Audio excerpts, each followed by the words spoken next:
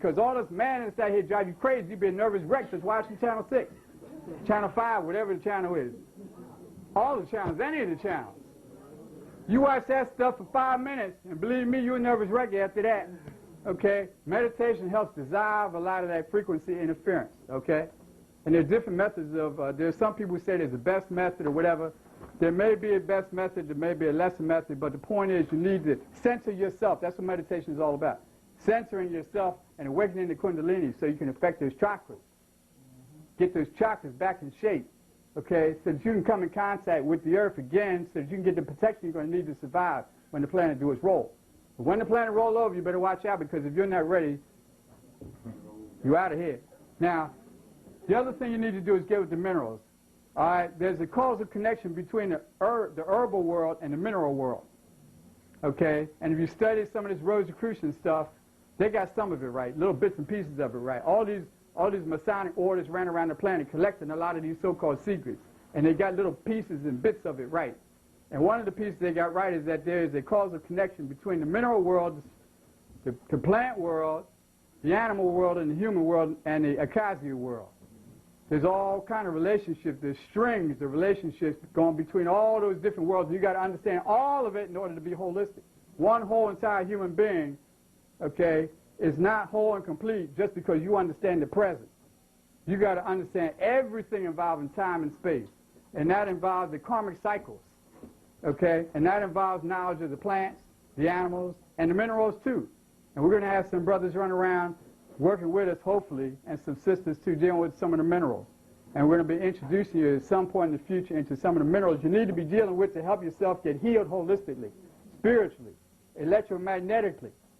There are things that you can use, things that you can, that manipulate, okay, in the mineral world that can help you augment the work that you can do with the herbs to straighten up your karma. So I want to stop at this point, and so we can get into the Q&A. Okay. Thank you very much. Okay. Henry, DeBernardo.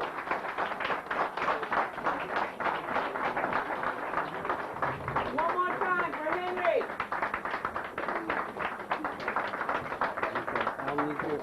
This thing here. Can I get out this electric chair? Yeah. All right. What we're going to do here. Agree. Right there. I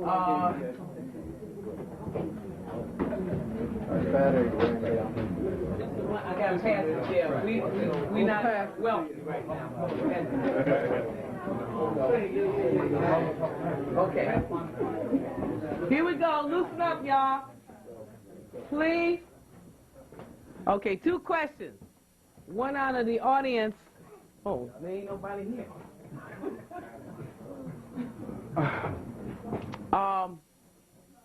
Someone in the audience wanted you to explain Nomo, and my question to you is: you spoke to us about May 17th to the 24th last night, but you didn't tell us actually what was going to happen. Well, March, well, whatever date that was. I did drop a hint. To me? No, yesterday. Oh, well, give us the hint again. By the tape. I listened to the tape. I still didn't get it. And I listened to all night. I dropped the hint. All right, on the first question. You got to use the mic now. Yeah. All right, on the first question was about Nomo. There are 2 books out that's very, very good to deal with the Nomo. Unfortunately, both of these books, Bobby may know of some other sources, some African sources, but the 2 Europeans that I know of that are the 2 best sources are a book called Serious Mystery by Robert Temple, a book that was printed in 1971. He was one of the early major researchers who did extensive research on the Dogon in Mali, and he talks extensively about the concept of Nomo and where Nomo comes from, and the whole mythology and the cosmology behind the concept of Nomo as being the central doctrine of the Nomo mythology. Okay, and he has plenty of prints. There's some very nice prints of the Dogon sand paintings that reflect their concept in pictograms of what they talk about with Nomo. The other book is an even older book, I think that was put out in 1961 by a Scandinavian boy called Jan. No.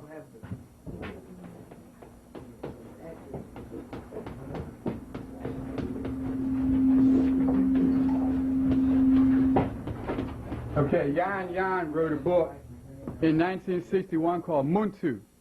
And for Muntu, it's a book that was very popular for a long time. It's still available in some of the bookstores. And I believe, Blase, you got that book? Which one? Muntu? Not yet. Muntu is a book that deals extensively with the concept of Nomo as from a general African perspective, and the concept of Nomo as a God force.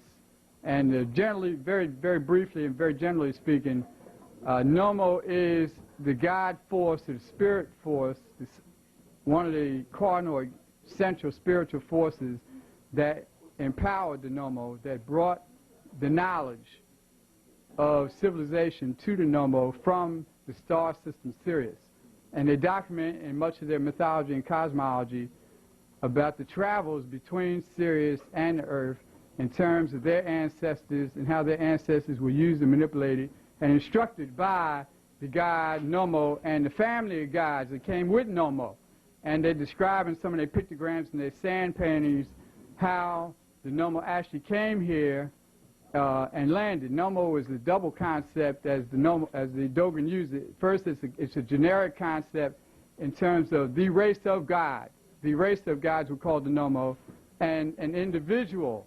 There's an individual God among the race of gods who came down here who was also called Nomo. And as I said, Robert Temple is one of the major early authors of the Dogon mythology that deals with all that. Now, also, you might want to know that Charles Finch has very recently, is he back yet? He's been back, right? From Africa, he went with the Dogon. He was over at the Dogon to update some of the research, because one of the problems we have with the Dogon research being done is that it's being done from a European perspective, and that's at fault instantly. Regardless of how good their research is, there's always misinterpretations from the European viewpoint because they just don't have the proper DNA to interpret this stuff correctly. So it's necessary for Africans to go over there, African Americans to go over there and dig into those caves and dig into those sands and pull out those artifacts and study them ourselves. So Charles Finch has volunteered to go over there. He went over there, spent his own money, spent some time with the Dogon, and now he's back, and I believe he's going to write a book about it. I think he's probably in the process. He's probably in the process of writing. I would hope that he's going to write a book about it. And I'm sure Bobby will be able to get in touch with him and tell him that the folks in New York want him to write a book. Okay, because we all want to buy it, because we're tired of reading the crackers. All right? Now, on the second point, does that answer that? Yes, for her. Okay. Now, the second point is about March 17th. Hint. Okay, I'll talk about the hint first. No, that's all right. You can get to the whatever.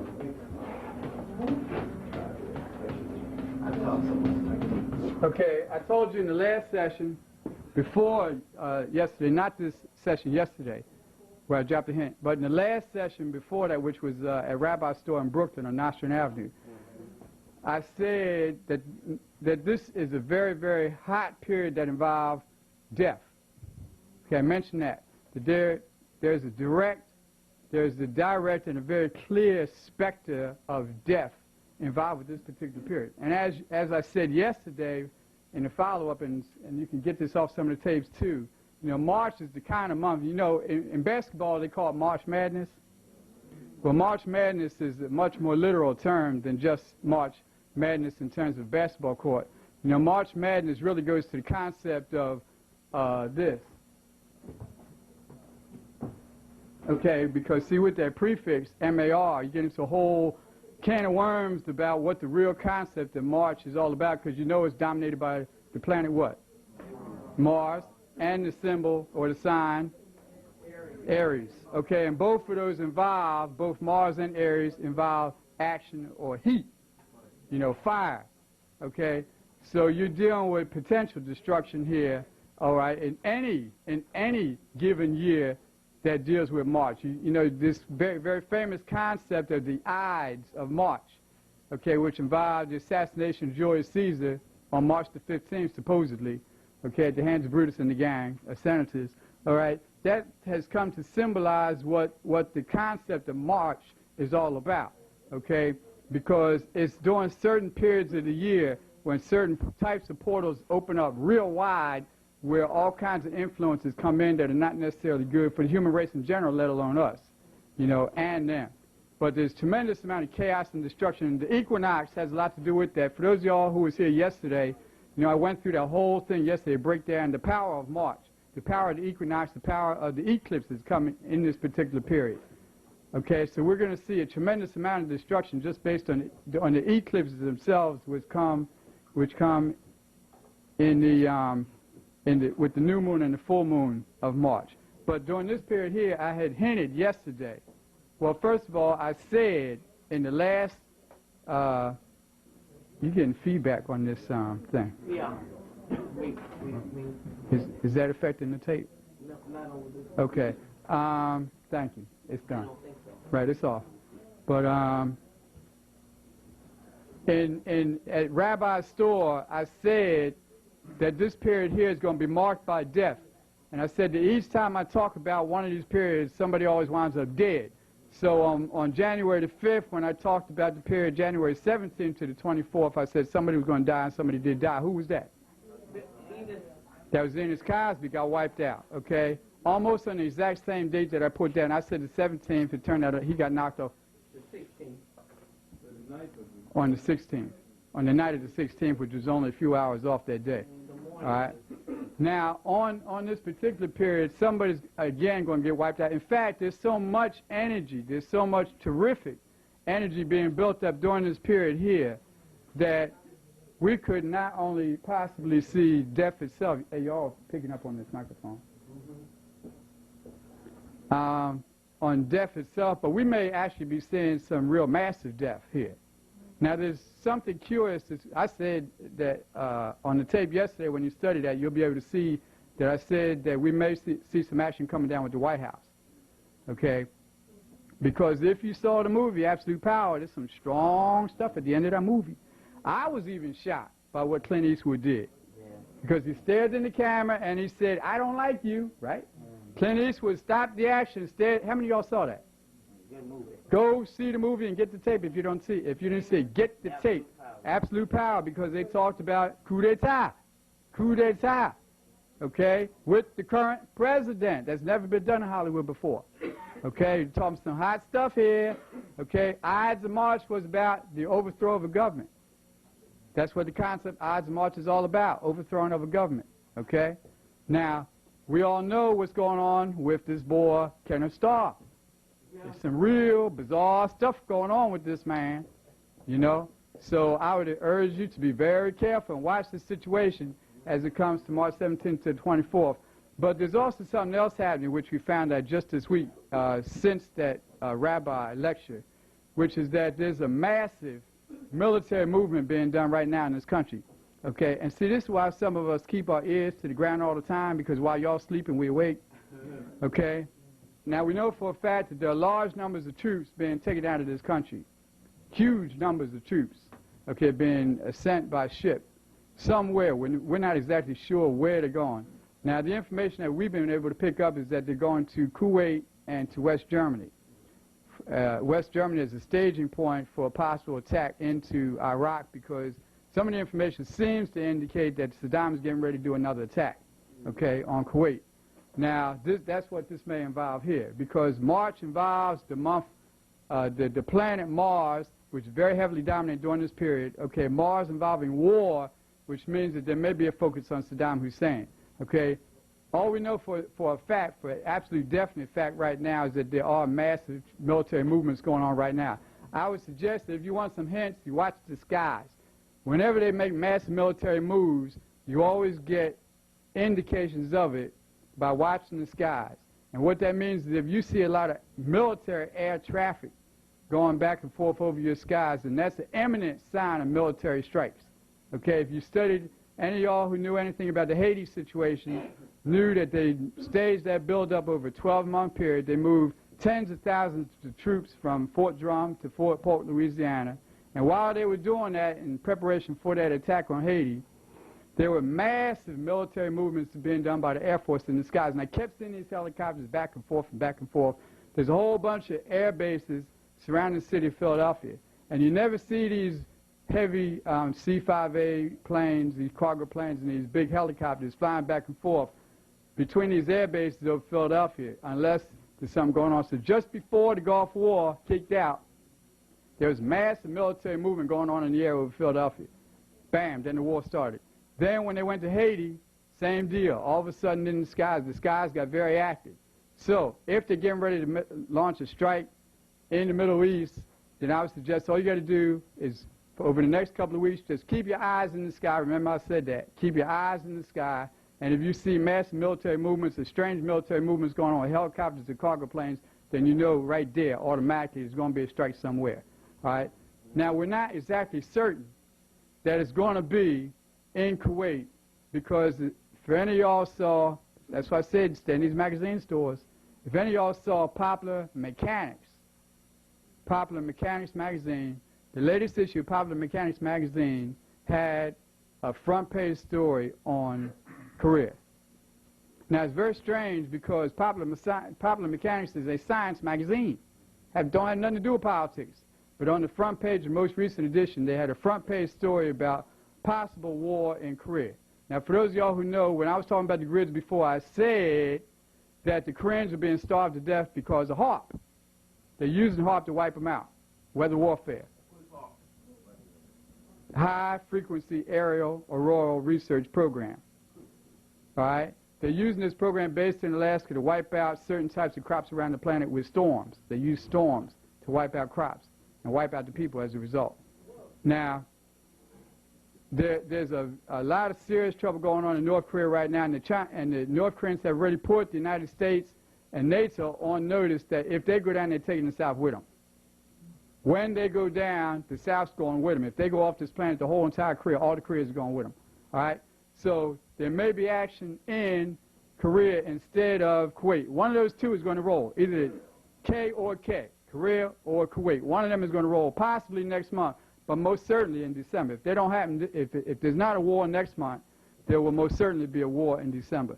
And that also has a loose connection with Hale-Bopp, but that's another story. Okay. No, the whole thing. Maybe not. You should be stepping out there. She's kind of short.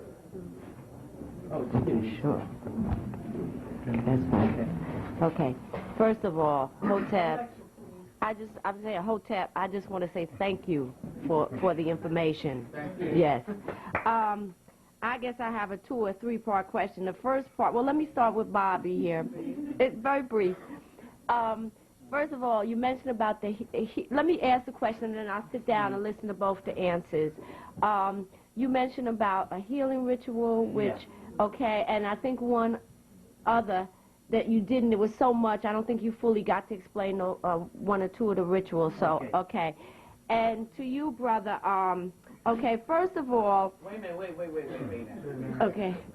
Handle Bobby. Okay, Then okay. handle Henry. But you got to only have one question now. Well, no, I have a question each brother here. Okay, you asking Bobby first. Okay. Okay, first of all, the first ritual... Can you wait? Oh, okay. Okay, the first ritual is, for a lot of, and this is a good ritual to work for a lot of people who have basic problems on the job. And mainly problems on the job, you either got somebody screwing around with you, you know, messing with you. And that's the problem with most jobs is you work on the job, and it's not the job so bad, but somebody always on the doggone job gonna make your job harder. And especially when it comes to some beasts, but you could even do this with even for whoever, because it's not a thing that kills anybody. It just gets the person from fucking with you, excuse the expression. You just, or if you have, it's for jobs, or if it's for anybody in your life that's a nuisance to you. You basically, and this is not something to be devious. Because anytime you're devious now, your own spirit knows your own heart. So don't be devious and put something on somebody who ain't deserving it. Because it's going to backtrack and up on your behind. But for people who you genuinely need this pests, and we got a lot of them, you basically take, and this is an old one, a usable one, you take the brown bottle, a brown, either a brown beer bottle or a brown root beer bottle or something, and pour black liquid coffee in it, and then write that person's name on a brown piece of paper, or from a paper bag, and roll it up and put it inside the beer bottle and put it on an altar, and that should handle that person. It works. It works. It works. It works. Now, it works. A brown bottle, coffee, brown paper bag, write the thing on the brown piece of paper bag, that person's name, put it in the paper bag, and put it on the altar. What about the Woodmont Yeah. bottle? About what on the no, this is no, just on the coffee and all, right? Okay, are you staying for the whole lecture? One bottle per person? No. Write as many names as you want and put it in the same bottle. You see, It really works. it really works. That really works. Now I guess, I was saying if is that kind of long to do the coconut one right now? They should do it after this one. Or can I explain it now? What are you talking about now? Okay, this ritual is a ritual that will heal any and everything in the world that's wrong with you. AIDS, cancer, heart attack, anything. Poverty? No. Only that's the money ritual. That's the money ritual. But first of all, one thing about the money ritual is you're never going to get rich off the money ritual. Becoming rich is a European structure. If a person is to receive $1 million and stuff, it'll take you right out of the spirit game. And I hear this from city to city. Well, if I had $1 million, I might be able to do the spiritual thing even more and stuff. That's bullshit. Ain't nobody no more spiritual than me. And I hardly ever have any money. But sometimes that is energy. Money have an energy to it. You understand what I'm saying? And I don't give a damn what nobody say. Somebody drop $10,000 in your pocket, especially here in New York City with all this stuff, you're gonna go fool. You know what I'm saying? So basically, they only in the spirit realm they tell you that the spirit only gives you what you need. You understand what I'm saying? Whatever you need, it only gives you what you need, and not necessarily what you want. So the Christians say God's gonna give you what you need and not what you want. You understand? But it's basically the spirit will give you what you need and all. Your agenda might not be the people's agenda or the damn spirit agenda. So now, for this particular ritual, this is a ritual to Obatala. What's that? O-B-A-T-L-A? O-B-A-T-A-L-A.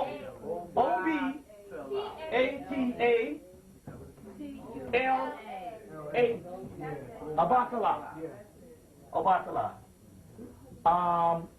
Who is the god of purification or light. Anytime you see white, most of the priests, Batala's color is white. It's talking about purification. It's not, and white is, the reason why the priests wore white, despite contrary to most people thinking, that's obvious thinking, that white is a death color. No, the reason why the priests wore white, it ain't got nothing to do with the white man. White is actually black when you look at it.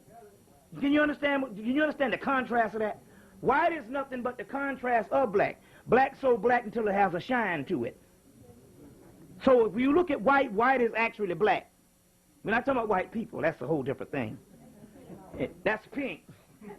That's really a pig skin. That's different. So, Obatala. So now what you're going to do is, first of all, these are the ingredients. You're going to need a white candle, a white plate. You got to get this one down. White candle, white plate, white cornmeal. No starch. White cornmeal. Only costs about $1 or something. White cornmeal, an egg, and a coconut. Not chunk, a whole coconut now. Okay, you're going to wear white. You're going to wash You're going to wash, and not only that, you're going to wash your hair. Always wash your hair.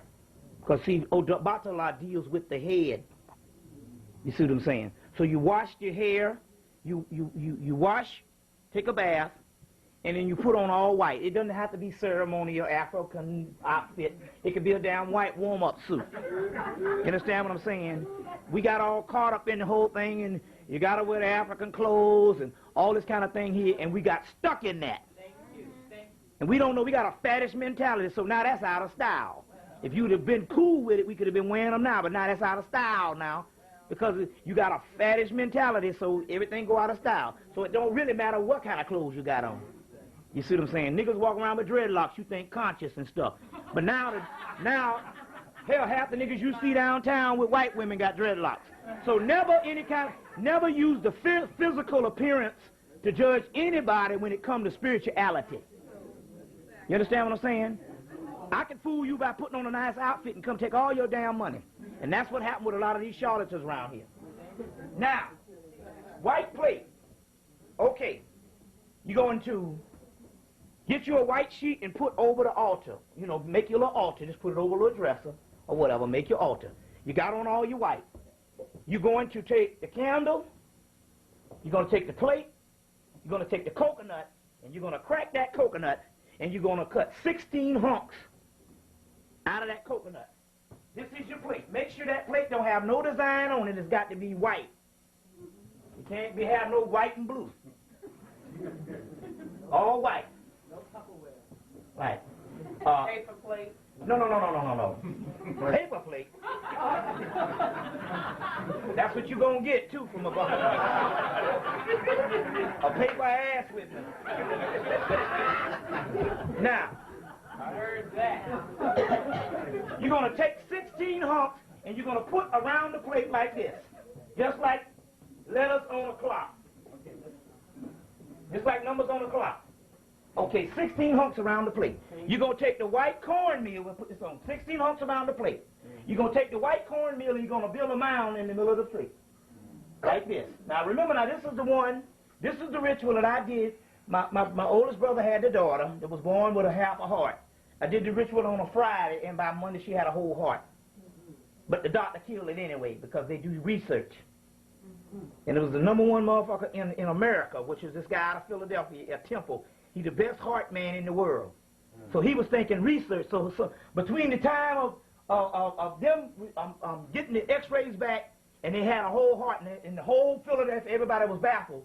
Between that time and the next morning, he convinced my brother and the wife to go in and do some repair work.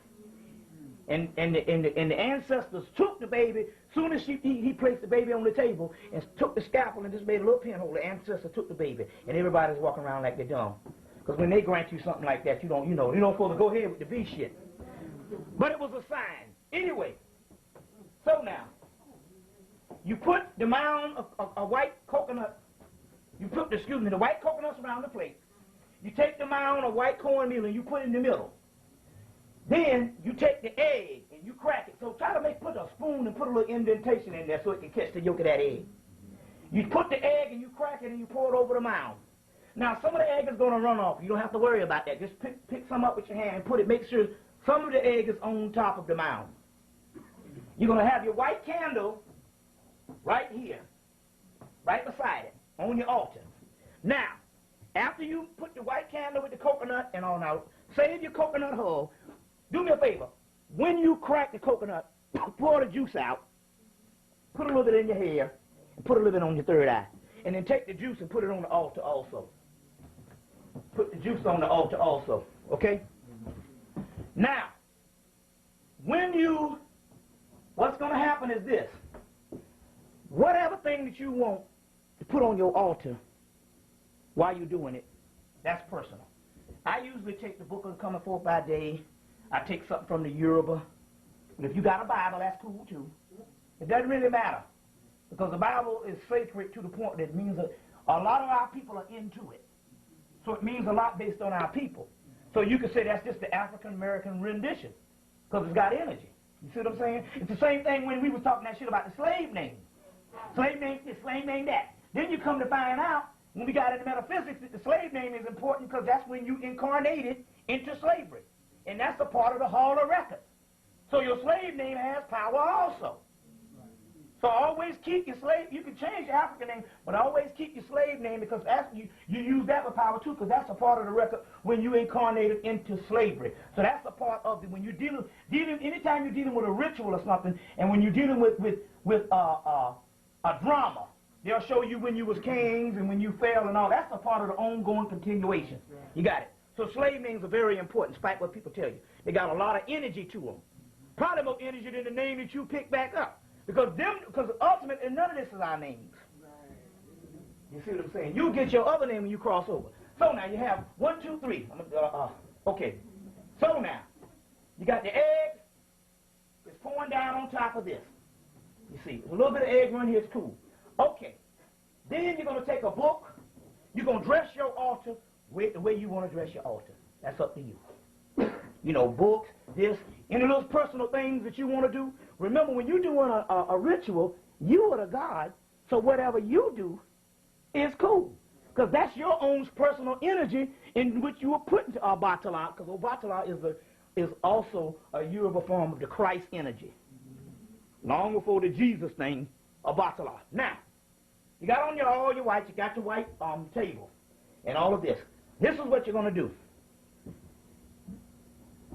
Go, for anybody got any Yoruba books? Raise your hand. If for those people who have Yoruba books, just go and get an invocation out of your Yoruba book to Obatala. If you don't have a Yoruba book, it don't matter. Go to the book, go and open up the Bible. And take a passage out of the Bible which is most appealing to you. Because the passage that you like is the passage that your spirit likes. You know how you read some shit in the Bible, you go, that's some bad shit. You ever did that before? That's the one you're supposed to use. Try the book of Psalms. Since you know the book of Psalms is the ultimate ritual book. Now, for other ones, if you got the book of Coming Forth by Day, whatever you do, whatever you're gonna do, instead of the passage with Jesus, you're gonna replace it with Obatala. You understand what I'm saying? Whatever thing you want to do, you're gonna place that. You're gonna write out a psalm. Then you pour libations, just like we told you.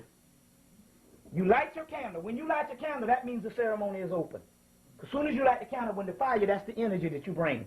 That ignites the board game. That's the fuel. When do you light the candle? You light after you get everything set up and got all your stuff. You light your candle. Then you're going to take whatever little invocation you got. An invocation is a poetic gesture of whatever the hell you think it is. A lot of stuff you think is all got to be a certain way. No, it's got to be a certain way if you're ignorant. But the key is once you know that you're a God too, you bring that shit the way you bring it. You understand? Because remember I told you before. Okay, now, going on. This is very important.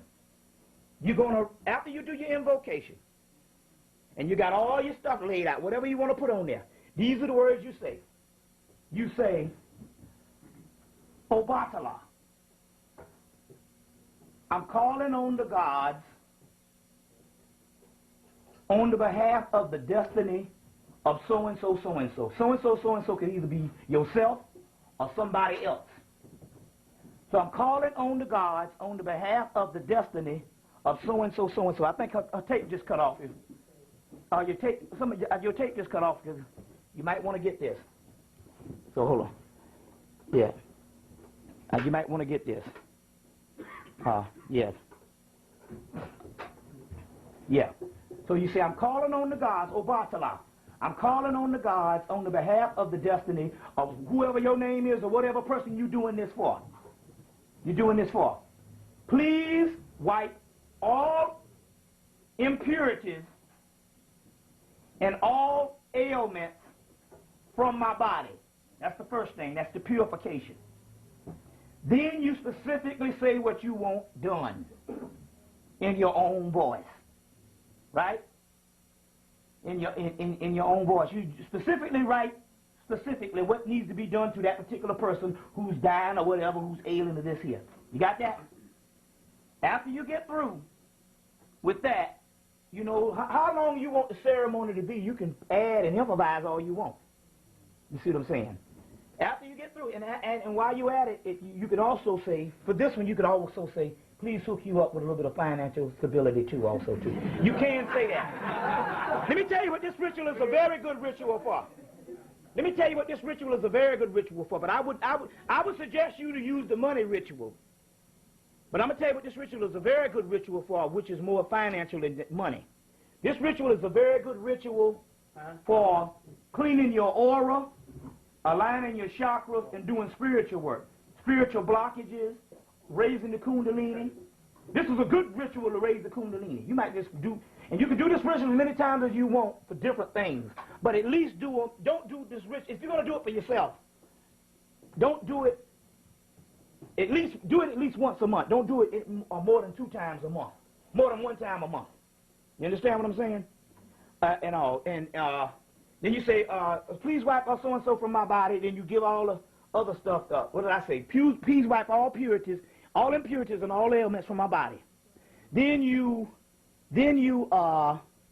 after that, you say all your stuff you're supposed to do. Then your closing thing is you go back, you can either write another invocation or you can use the same invocation. You understand what I'm saying? To close out. But you always open up with libations. Now, the end thing is what you have to do is this. You need a paper bag, plastic bag. Get the shopping bags, the plastic bag. They're real good now to use. Because, the ones that you get out of the grocery store with the little handle, because you can tie them. Now, you take this off the plate, the contents of the plate, you put it in the bag. You take the coconut shell and you put it in the bag. And you take the egg shell that you crack and you put it in the bag. And you take the actual list that you wrote, that you read from, not the invocation, but the actual list that you read from of the stuff that you wanted done to you, the impurities and what you specifically was wrong, you put that in the bag. Then you take 8 pennies, because he's also a number 8 too. You take 8 pennies and you put it in the bag also. Tie the bag up. You might want to double bag it.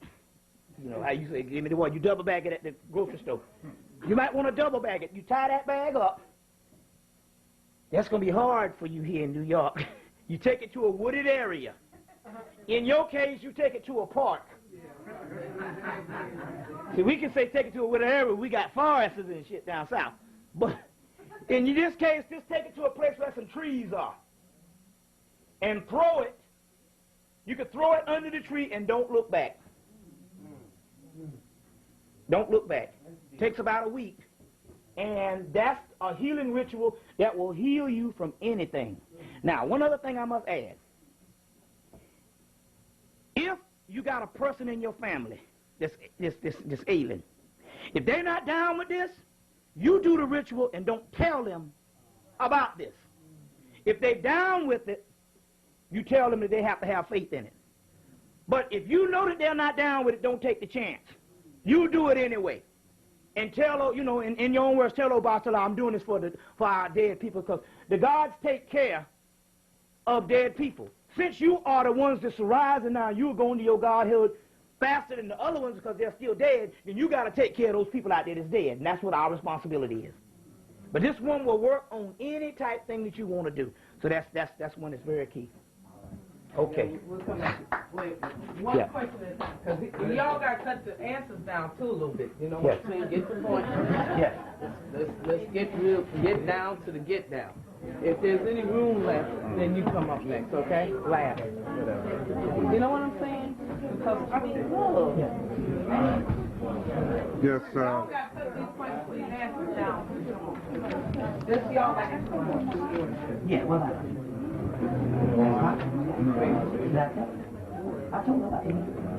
ready? I'm ready. This is for Bobby.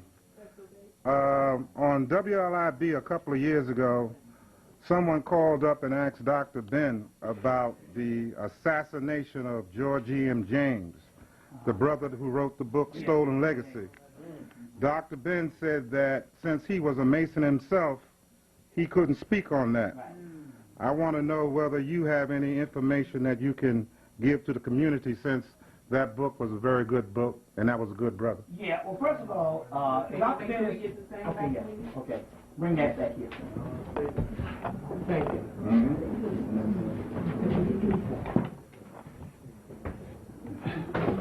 of all, okay.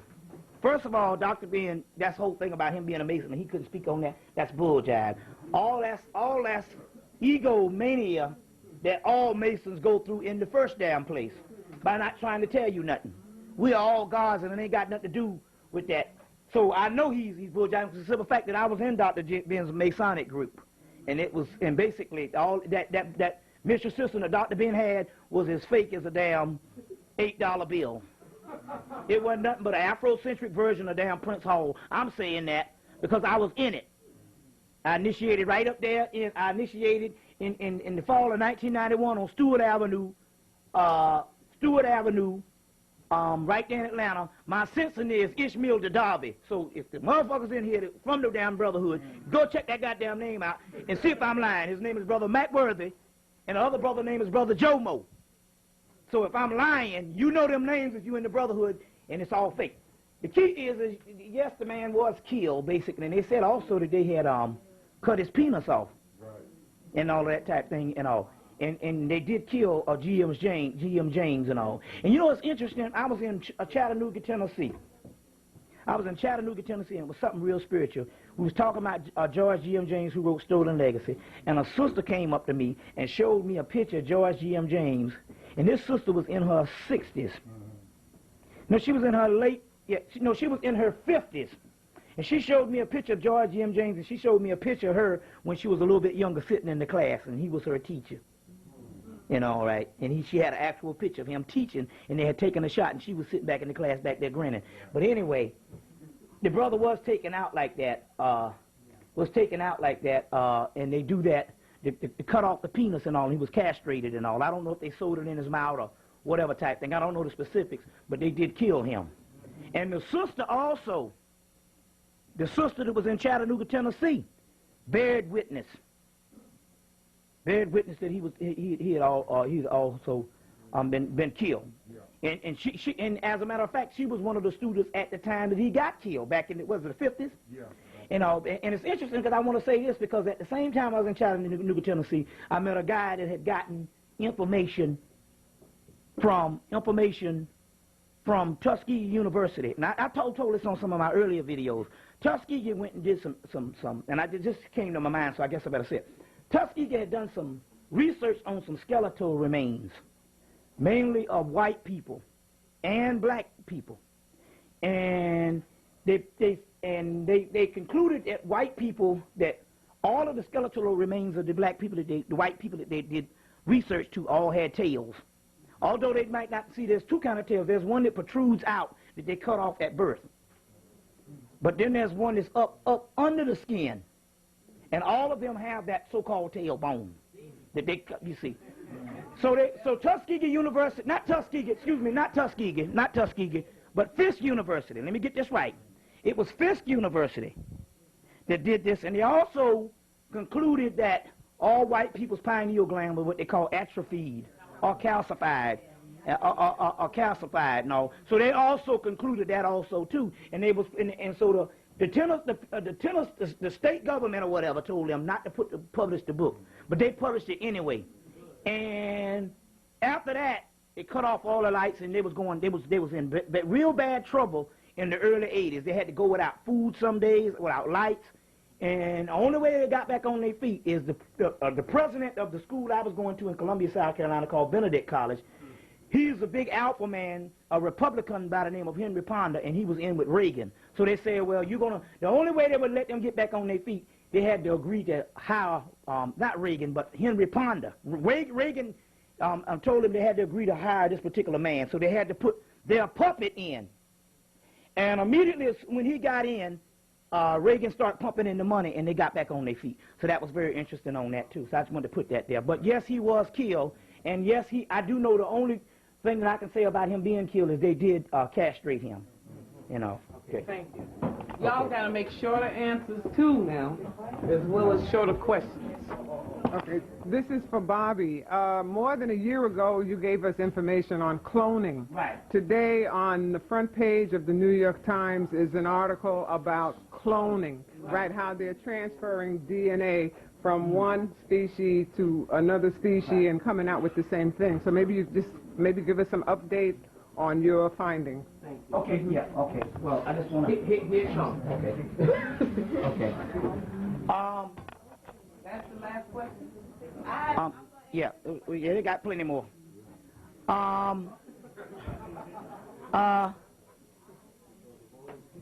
The clones, there's 2 or 3 ways to do the cloning. One way is they actually take the DNA from the blood cell and actually produce a clone that you saw in the movie Judge Dredd. That's what they put it out. They can produce a clone that way, or multiplicity. The other way is a walk-in. That's the invasion of the body snatchers type thing when you go to sleep and a person actually walks in. But that one is not as bad because what happens is it just occupies the body and gives you thoughts to make you think that they're your own. But it mainly occupies the body based on negative thoughts, and it really occupies the body based on a person with a huge ego. So that's what happens when you see a lot of your... I'm going to tell you what happens. When you see a lot of, especially now, you see a lot of the black leaders start going crazy and start doing all kind of crazy shit, that's because they got that walk-in, because black leaders tend to have huge egos. So that's one way, too. So there's walk-in clones, there's the clone based on the DNA that they can do, and also we produce what we did with this particular information with Maulana Elijah Muhammad. They can actually take a white person and surfacely turn them black based on genetic engineering or based on certain hormone injections. And it's still a white person and all. That's one way also, too. But I'm going to say this much. Just about everything that you see on the TV set, white and black, the TV set is one big, especially national TV, not necessarily local,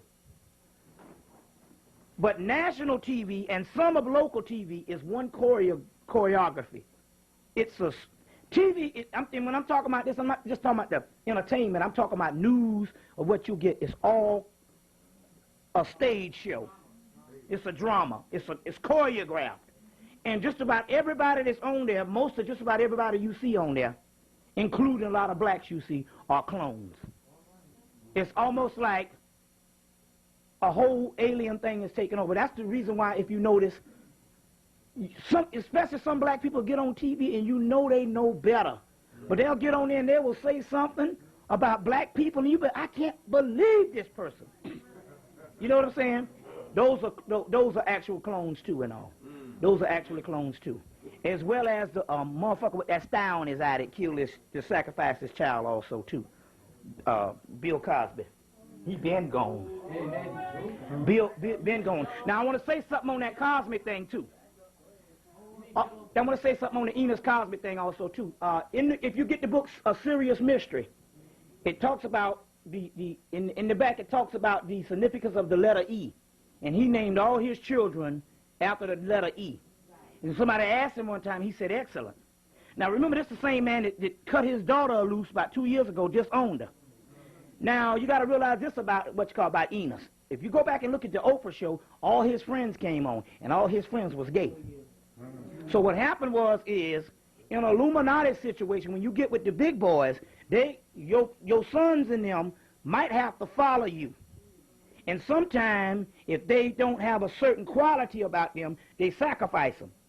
So what happened is just like the DuPont shit. He fucking around with them men. The next thing you know, they got him off the picture because he didn't follow in the way of the DuPont people.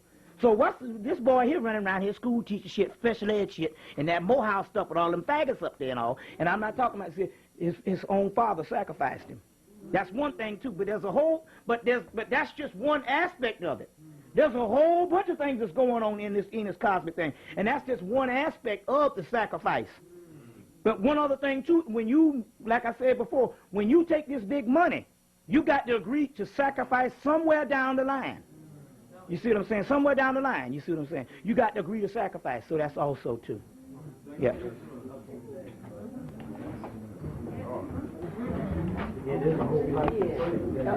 Yeah, I understand,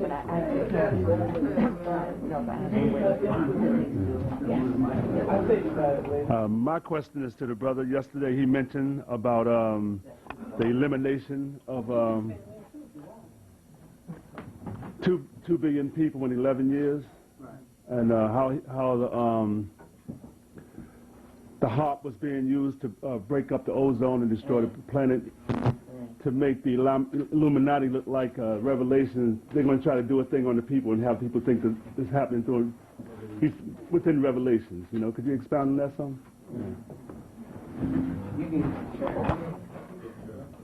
Yeah, I think for those of y'all who wasn't here yesterday, and that's most of y'all, it's probably worth repeating this because it is, right, because it is a little bit of a shocker for people who don't understand the concept of what the Illuminati are all about, what this Global 2000 concept is all about. That Henry Kissinger and Brzezinski and Jimmy Carter and all these other people put into effect as an update to the King Alfred plan from the 1960s. Okay, first you had the King Alfred plan that came down in the 1960s after the Martin Luther King assassination, that wave of riots. Then as the second wave you had Rex 84, which came through the early part of Reagan administration. Then with Jimmy Carter, you had the update on it, which was Global 2000. And all these are basically extermination projects, which are designed to basically clear out these continents so that they can repopulate them with whoever they feel like it. Now, all this AIDS stuff, you know, the herpes stuff, all these venereal diseases, viral diseases that are running rampant around the country now. This guy Salk, who's doing the vaccines over in Africa, infected all those people with AIDS. All that was a part of it. Those little sugar cubes he was taking 30 years ago, all that was a part of it. The sugar cubes were sent over to Africa, too, before we even got them here in the States. Okay, it was designed to break the immunological systems down to open you up so that you could get hit with these viruses and start wiping you out at a faster rate. Now, as part of the Global 2000 plan, okay, they had to do some mathematics which said that in 1989, that by the year 2000, which was 11 years, they had to eliminate about 2 billion people off the planet, okay, as the first phase of the global elimination policy, okay? And if you study some of the global projection stats in some of the books that have come out very recently, you'll see that they predict dramatic drops. You know, the government, statisticians, and CDC and all these other, Rand Corporation, Brookings Institute, all these organizations are predicting worldwide dramatic drops in the population very suddenly right around the year 2000. And I had a lot of problems trying to figure out what that was all about. How could they pick out those numbers? And it turns out that the reason is because a part of this Hale-Bopp scheme that they're trying to hatch, this plot that they're trying to hatch, where they're trying, some of this, and I want to clarify a point I made yesterday, but I'm not sure I was quite accurate about making clarification, was that some of the Hale-Bopp stuff is no joke. And some of the stuff is coming from the other side, okay? And this comet is here. It's already visible in the eastern sky. And it's just as much as there's surrounding the Cosby assassination, there's a whole lot surrounding this Hale-Bopp thing too. And part of it is what I talked about yesterday, the part that involved the extermination of these 2 billion people. They intend to use Hale-Bopp as an excuse to start eliminating large numbers of people through viral infections of the ecology. Okay, in other words, they don't want to hit you first because it's just wasting too much time and it costs too much. Therefore, they've decided to hit the support systems that you need to survive. That means the food. If they can destroy the food, then they can destroy you. Okay? And also, they can conveniently also use martial law because they'll have few riots, which would justify them bringing in troops. And that's why they're bringing so many UN people in here now and putting them in these so-called closed-down bases. All right?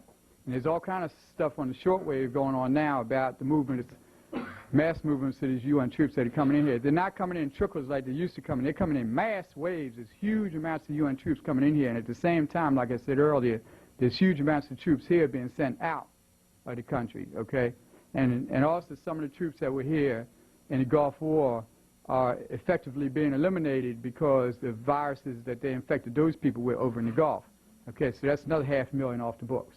Okay, so, and there's already 15,000 of them dead, and there's another 40,000 of them in the hospital. So those people are well on their way to the history books. Okay, but the 2 billion did not figure mathematically in my head for a long, long, long time because I couldn't see how you killed 2 billion people in 11 years. I just couldn't compute it. Statistically, it should, theoretically and statistically, it should be impossible to do that. You know, because they don't have enough guns and ammunition to do that.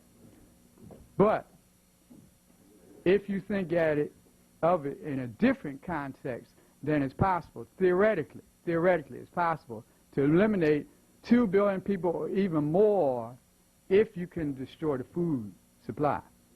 Now, the 2 areas of this planet that are vital to the food supply are the African rainforest in the Congo Basin and the Brazilian rainforest in the Amazon Basin. Okay? Now, they had the global population conference 2 years ago that Al Gore represented the United States government at, where they made it the World Summit, where they made it absolutely clear that these forests in Brazil and the Congo had to be maintained as is in order for us to maintain the food crop on this planet, because those rainforests have a direct bearing on the upkeep of the ozone layer and the oxygen content on this planet. Okay? They had decided to use Hale-Bopp as the excuse to bring in, and as Bobby enlightened me yesterday, I was very shocked when he came up to me after the program and said they had a movie out called The Rock, in which they described this whole scenario right in the movie. Go out and get it. I haven't even seen the movie, but it's right there. Go out and get it, where they describe this cylinder, right, that drops these balls that contain this virus. And that's exactly what this military man on the Art Bell show said 2 weeks ago, and I gave Blase the tape. And if y'all want copies of the tape that the military made on Art Bell show about how they're going to execute this plan, you got to talk to him about it, all right? Now, what they plan to do beginning next month, and that may be part of the March 17, 24 scenario, when Hale-Bopp will be at its most significant point or closest point to the Earth, what they plan to do is drop these canisters on the rainforest to begin viral infections of the trees, which acts like a very souped-up, sophisticated Agent Orange. Okay, basically all it does is destroy the trees. And that, in turn, will spin the whole planet out of control, which, in effect, could very well mean the elimination of large numbers of people in a very, very short period of time. Because you're not only talking about mass chaos and mass disorder and mass riots and mass death, but you're also talking about people just starving to death, okay, people that they can't even feed anymore. Now, that does not have bearing on the other part of the answer that I gave yesterday, too, in terms of how they will not be able to effectuate that plan the way they want to, because there's some other things at play here. But that's in direct answer to your question. Thank you. Y'all got to get short and quick answers. Come on. Who's next? I get my question. No. Who's next? Nobody over here is next? Let me see if I got room on the camera. I got half an hour left on that camera. A question. Well, it's my aunt there. My question, thank you, Brother Bobby and Brother Henry DeBernardo for sharing. My question is to Bobby, since, you know, there's been a lot of books talking about we're heading survival into the 21st century, other books talking about how we're heading into this 21st century. It's supposed to be a fourth dimensional consciousness and everything. What can we do to, I mean, those of us who are not practitioners or into any ritual or religious systems, what can we do to reach that God powerness that we can have the powers to execute different things? All right.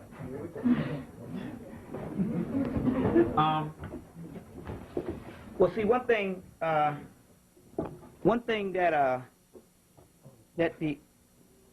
the book, there's a book that came out in the 50s called, in the early 60s called Dramatic Prophecies of the Great Pyramids.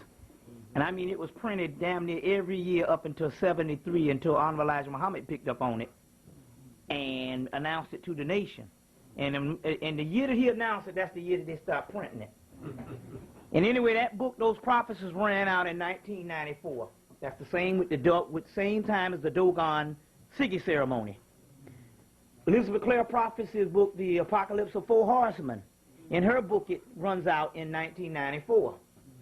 In the Matrix system, they say that white people sit around a table, all the white scholars and all these white people sit around a table. I think it was Matrix 3. I think it was Matrix 3. It might have been Matrix 3 or 4, and they said, and in all their calculations, and even with remote viewing, they couldn't go beyond 1994. Now, see, remote viewing can act as you can remote view on what's going on now But as far as these predicted estimates, they could not do it beyond the Dogon Sigil ceremony. So what does this mean? First of all, it meant when the Sigil ceremony, because one thing about Nomo, there's some other science on Nomo. Nomo is a form of Osiris. The birthday of Nomo is the Sigil ceremony represents the birthday of Nomo, which is every 60 years, or every 50 to 60 years.